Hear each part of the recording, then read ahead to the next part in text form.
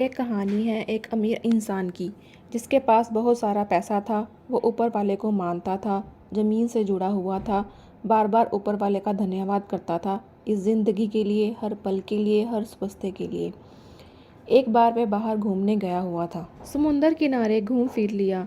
उसे लगा कि थोड़ा समुंदर में जाते हैं, बोट लेकर के घूम के आते हैं।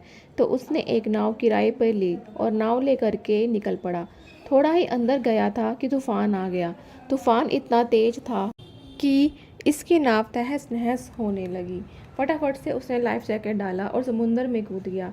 तैरता रहा। कुछ घंटों के बाद में एक टापू पर पहुंच गया। जब वहां पहुंचा तो उसने पहला काम किया कि आसमान की तरफ देखा, ऊपर वाले को धन्यवाद दिया और कहा कि आपने मेरी ज़िंदगी बचा ली, वरना उस तूफान में तो आज ख़त्म हो जाता। अब आपने मुझे बचाया है, अब आप ही आगे का रास्ता दिखाएंगे। मुझे आप पर पूरा भरोसा है। ये बोल करके इसको समझ में आ गया कि अब यहीं रहना है, तो उसी टापू पर रहने लगा। भूख लगने लगी तो जंगल में गया। वहाँ टापू पर कुछ ढूंढा तो उसको फल मिल गए, खा लिए।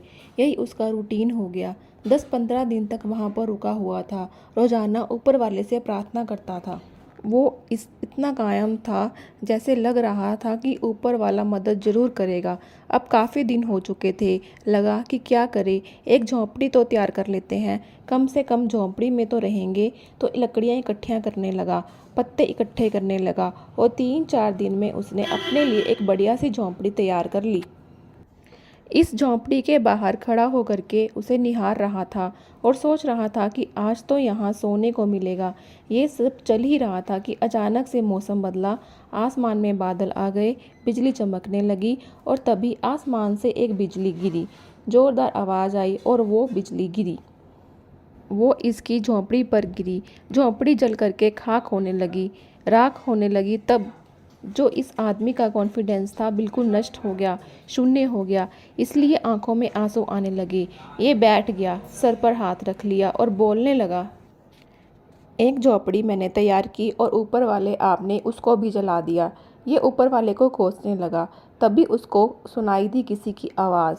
समुंदर किनारे 2 लोग खड़े थे, नाव लेकर के आए थे छोटी सी, और उसे बुला रहे थे कि आ जाओ, हम आपको लेने आए हैं।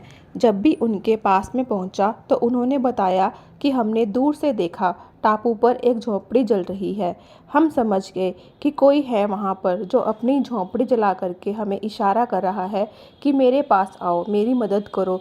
ये झोंपड़ी जलती देख करके हम आपकी मदद करने के लिए आए हैं।